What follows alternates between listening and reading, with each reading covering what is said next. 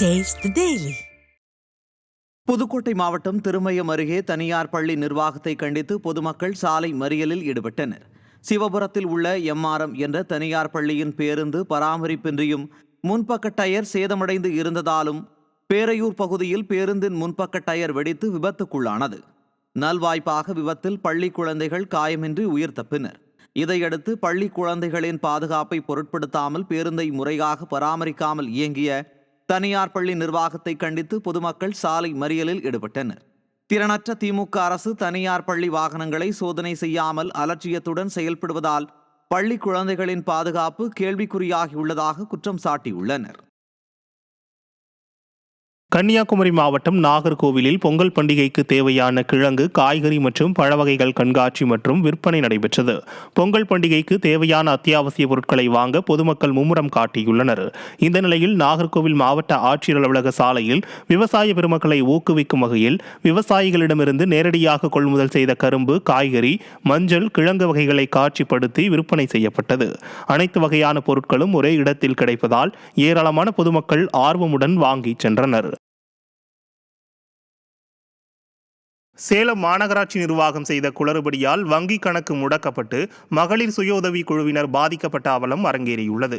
சொர்ண ஜெயந்தி திட்டத்தின் கீழ் டெங்கு கொசுப்புழு ஒழிக்கும் பணியை செய்து வரும் மகளிர் சுய உதவி குழுவினரிடம் இஎஸ்ஐ தொகை பிடித்தம் செய்யப்படுகிறது. இந்த தொகை இஎஸ்ஐ நிறுவனத்திற்கு செலுத்தப்படாத நிலையில் மாநகராட்சியோ பிடித்தம் செய்த தொகையை செலுத்திவிட்டதாக கூறுகிறது. இந்த நிலையில் 3 சுய உதவி குழுக்களின் வங்கி கணக்குகள் முடக்கப்பட்டு ஊதியம் எடுக்க முடியாத நிலை ஏற்பட்டதால் பாதிக்கப்பட்ட பெண்கள் இஎஸ்ஐ அலுவலகத்தை முற்றுகையிட்டு போராட்டத்தில் ஈடுபட்டனர். கட்டல அப்படின்னு சொல்லிட்டு பட் நாங்க கட்டினதுக்கான எல்லா எவிடன்ஸும் நாங்க வச்சிருக்கோம். நாங்க இவங்க கிட்ட கேக்குறப்போ எங்களோட குழுவை ஃப்ரீஸ் பண்ணிட்டாங்க. 3 குழுவும் ஃப்ரீஸ் ஆயிடுச்சு. 3 குழுவோட நபர்கள் மட்டும் மொத்தம் 48 பேர் இருக்கும். 50 குடும்பம் இருக்கும். அதெல்லாம் ஃப்ரீஸ் பண்ணிட்டாங்க. அதோட பாதிக்கப்பட்டது இல்லாத செப்பரேட்டா ஒவ்வொருத்தர் அக்கௌண்ட்டையும் ஃப்ரீஸ் பண்ணியிருக்காங்க. கடலூர் மாவட்டம் ஸ்ரீமுஷ்ணம் அருகே தரமற்ற முறையில் சாலை அமைப்பதாக பொதுமக்கள் குற்றம் சாட்டுகின்றனர்.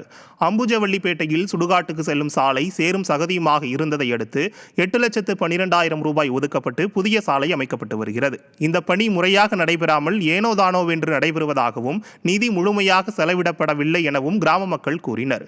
மேலும் இதுகுறித்து புகார் அளித்தும் ஸ்டிக்கர் ஸ்டாலின் அரசின் அதிகாரிகள் உரிய நடவடிக்கை எடுக்கவில்லை என்றும் குற்றம் சாட்டினர்.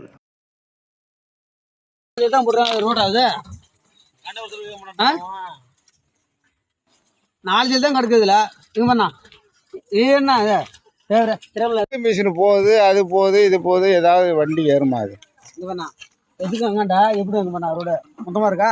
எப்படி இருக்கு பண்ணா ரோடு அது